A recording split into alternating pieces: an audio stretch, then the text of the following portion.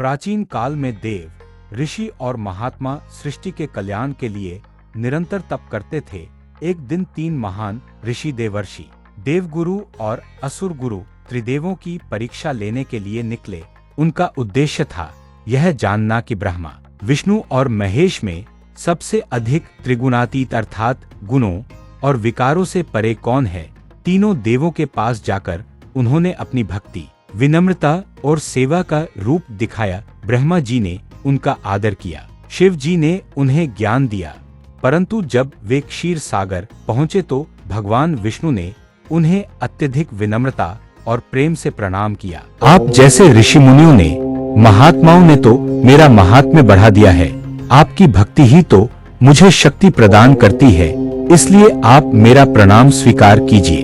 आप हमें लज्जित मत कीजिए प्रभु, आप चाहे तो हमें श्राप दीजिए, दंड दीजिए, परंतु हमें लज्जित मत कीजिए।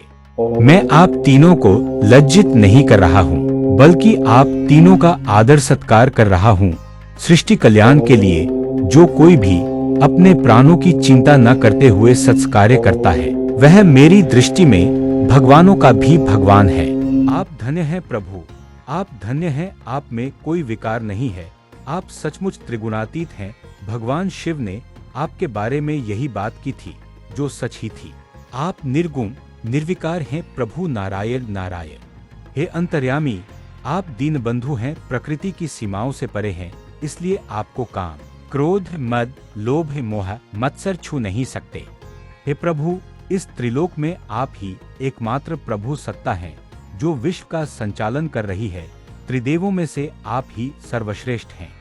हे देवर्षि, हे देवगुरु, हे असुरगुर, संपूर्ण संसार में भिन्न भिन्न रूपों में मैं ही व्याप्त हूँ। ब्रह्मा, विष्णु, महेश, यह व्यवहार के लिए 3 रूप हैं। वास्तव में मेरी सत्ता ही इन तीनों में बट गई है।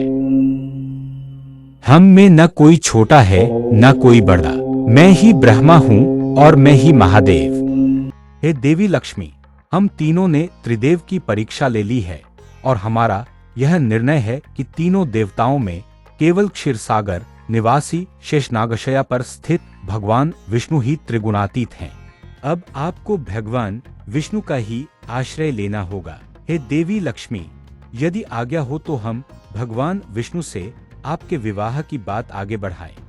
देवगुणों और असुरगुणों परीक्षा द्वारा यह बात प्रमाणित हो चुकी है कि त्रिदेव में भगवान विष्णु ही त्रिगुणातीत हैं और अब देवी लक्ष्मी और भगवान विष्णु के विवाह का निर्णय भी हो चुका है।